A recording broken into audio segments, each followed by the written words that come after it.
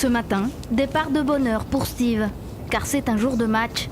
Arrivé en Italie en 2012, ce jeune Camerounais travaille comme stadier, c'est-à-dire agent d'accueil et auxiliaire de sécurité dans les stades de la péninsule depuis 3 ans. Là, je vais au stade pour le match qui se joue à midi. Donc la convocation, c'est à 8h40 parce qu'on devrait venir 4 heures de temps avant le match. Il y en a qui viennent de l'extérieur, donc, mais qui ont un peu de temps avant d'arriver. Comme Steve, plus de 200 stadiers ont fait le déplacement aujourd'hui pour travailler dans le stade de Ferrare, au nord de la péninsule. Certains viennent de Naples, à plus de 600 km de là. Ils contrôlent toutes les entrées du stade, puis ils doivent vérifier les billets et les documents d'identité. C'est compliqué pour nous de trouver des jeunes qui veulent faire ce métier.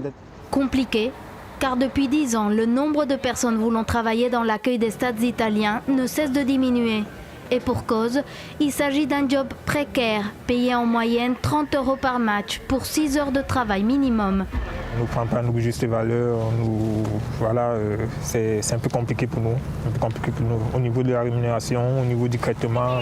Faute de candidats italiens, les prestataires font appel de plus en plus aux étrangers pour garantir l'encadrement des supporters. Mais depuis quelques mois, leur présence est menacée. Un décret approuvé par l'ancien ministre de l'Intérieur Matteo Salvini oblige les stadiers étrangers à présenter un document attestant de leur bonne conduite dans leur pays d'origine.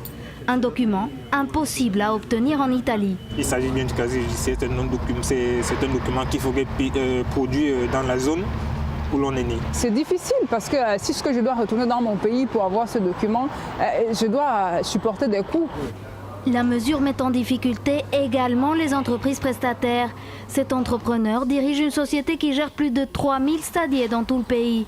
Pour lui, l'application de cette norme pose un risque réel pour la tenue des matchs en Italie.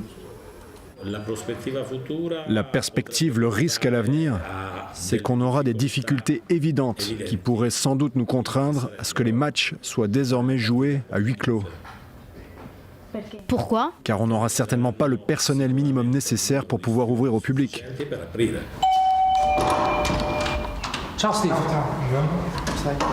Pour tenter de trouver une solution, Steve a décidé de consulter le conseiller juridique d'une association sportive. Maître, est-ce que vous pouvez m'expliquer en quoi consiste ce décret ? Tu ne dois pas avoir de précédent au niveau pénal, ni avoir fait l'objet d'une plainte.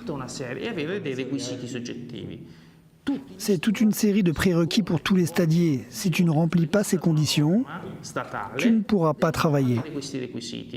J'ai des collègues qui physiquement ne peuvent pas produire ce document parce qu'ils viennent des pays en guerre, des pays où il y a la dictature. Quand il y a la guerre, il n'y a plus d'administration.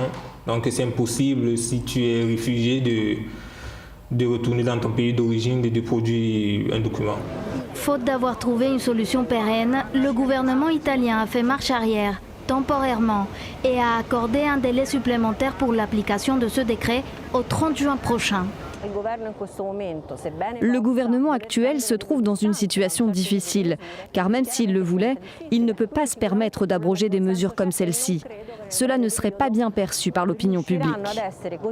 La coalition est faible et n'a pas le consensus nécessaire. Accepter les stadiers étrangers ou devoir regarder les matchs à la télévision, un dilemme que les Italiens devront résoudre d'ici 4 mois.